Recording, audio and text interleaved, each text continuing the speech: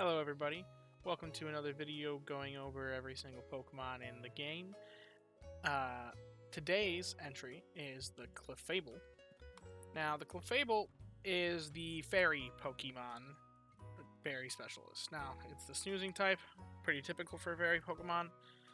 It's got the Berry Specialty as the only Berry Specialist for the Fairy type. And something that I find hilarious about Clefable is the metronome skill. Now, the metronome skill is just funny. I'll go deeper into this when I get around to Togekiss, since it is the skill specialist with this skill, but it is just a fun skill. It brings happiness to me to think about, but it's not really a good skill because it's just too inconsistent at anything, but it's funny. So, it's got a 3.6% skill trigger rate. That's 3.6% times of more fun. But notable things about the Clefable. Well, it's got a decently low skill trigger rate of 16.8%. Or not skill trigger, ingredient rate. Which is... That's pretty good for a berry specialist. You want to see this number lower on the berry specialists. It doesn't matter as much on ones with weaker berries, kind of like the Clefable. So, unfortunately, it doesn't benefit that much from it, because the Pecha berry, which is the one that the Clefable is good at making. Let's see if we go into here. It's got a value of 26 at base, which is just after the Grappa berry. The 26 value is the third lowest in the game after Pamtree and Lum, which have 24, and Grappa, which has 25. So it's pretty low value berry, but low value berries can be made up for in their speed. Now its speed isn't amazing either. Overall, there's not really much to be said about the Clefable. It's got a huge inventory, which is kind of wasted on a berry specialist. Inventory of 24. After 2 evolutions, that'll be 34. And after good sleep ribbons, that adds 8. That'll be 42 without any sub-skills. An inventory of 42 is quite absurd for not having any sub-skills. So, it is pretty easy to hunt, though. It exists on every single island. Its entire evolution does. Evolutionary line. It's at every single island because they want it to be known as the full moon Pokemon. Every single time we have a full moon, they boost their spawn rates, which means it should be pretty easy to get one. It's also probably easier to get a shiny because they now have started boosting the shiny rates for the Clefairy line during good sleep events. So it's probably, if people are going to have a shiny, I feel like this is going to be the most common shiny for people to have. But after given enough time since they've made that change. Now, when it comes to its ingredient list, it's got apple, honey, soybean. It's not very good. The apples are pretty weak, and it's pretty much... If you want a berry specialist that's going to duel as an apple specialist, you're going to be looking to the Raichu, and it's got no competition there. Pretty much you're going to be just ignoring this list with both a low speed and a low ingredient rate.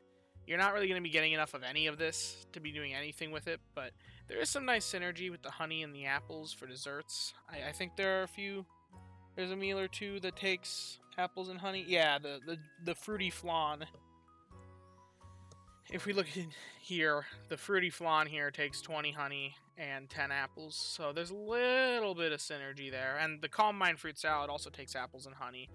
But if you're trying to make those things, Pinsir's a better option, because it's actually an ingredient specialist, and it's got a much higher rate, better speeds, better stats for that build specifically. Now, the problem with Clefable is that I think it's kind of underrated to some extent, because it is a decently strong berry specialist. The problem is it's just outclassed at doing what it does at its island. So unless you're getting a fairy berry with a couple other weaker berries at Greengrass, you're probably not really going to be wanting to use it.